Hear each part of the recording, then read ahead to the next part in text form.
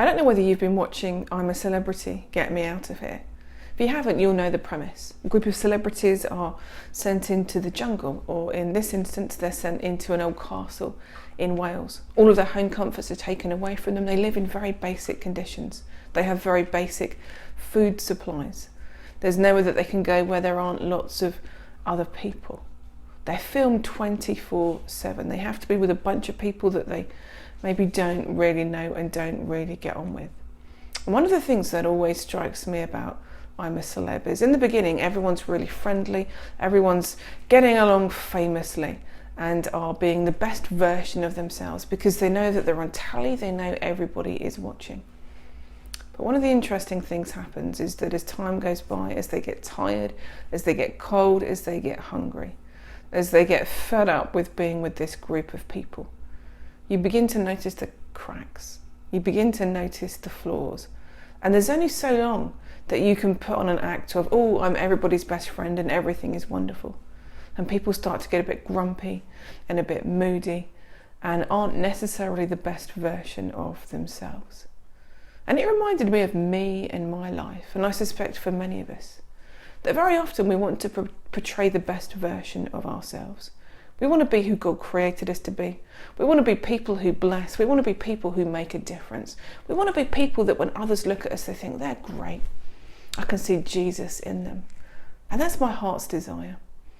And very often, I think we try in our own strength to be these people. But sometimes it can be a bit of a putting a mask on or a bit of an act or something that we try really, really hard to do. But the problem is that it's incredibly difficult for us to act and for us to change ourselves in our own strength for any length of time. Now we see this throughout the whole of the Bible. We see flawed people like you and me who want to be different, who want to change, who make mistakes, who mess up, who can't quite be the people that they want to be. And we see God's response to this. In the Old Testament, we see that God filled people with his Holy Spirit. And by filling them with his Holy Spirit, that brought about change. And that brought about the abilities to do the things that he'd created them to do. If you look at Samson, he was filled with the Holy Spirit for a short period of time. And whilst he was filled, he was given supernatural strength. Or there was Bezalel. He was filled with the Holy Spirit. He was given fantastic creative and artistic ability. And throughout the Old Testament, we see that God filled certain people at certain times to do certain tasks. And then there was this promise that a day is coming, and that is of course the day of Pentecost, when everybody who believes is going to be filled with the Holy Spirit, who's going to have the power of God in them to bring about change. And in the book of Ezekiel, it talks about this promise and about this change. Ezekiel 36, 26 to 27 says this. This is from the Message version. I'll pour water over you and scrub you clean. I'll give you a new heart, put a new spirit in you. I'll remove the stone heart from your body and replace it with a heart that's God-willed, not self-willed. I'll put my spirit in you and make it possible for you to do what I tell you and live by my commands. I love that. I love this sense that God knows that in our own strength, we're going to make mistakes. We're not going to be the people that we want to be. We're going to struggle with things. And it says it's okay.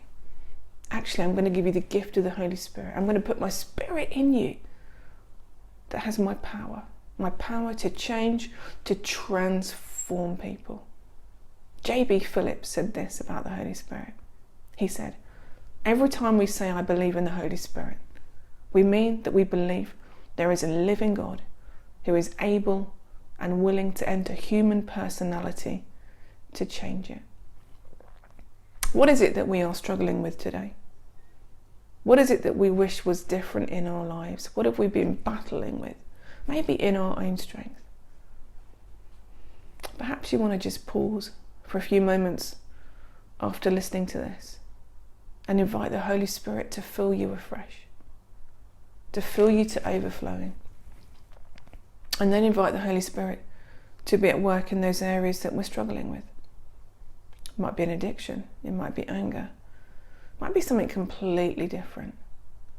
What is it that you are struggling with today, that God says, be filled with my Spirit. I can work with you. I can help you. I can bring my power. I can bring transformation. Transformation doesn't always happen instantly. It's often a journey and a process, but it will happen. And it may be that in these days and weeks ahead, we want to include in our rhythm of prayer just times of inviting the Holy Spirit to fill us, and times of saying, Holy Spirit, would you help me? This is an area that I'm struggling with. Would you change me? Would you give me your power? Would you work in me? I want to be the best version of me. Would you empower me to be that person and to be used by God today, tomorrow, and in these weeks ahead?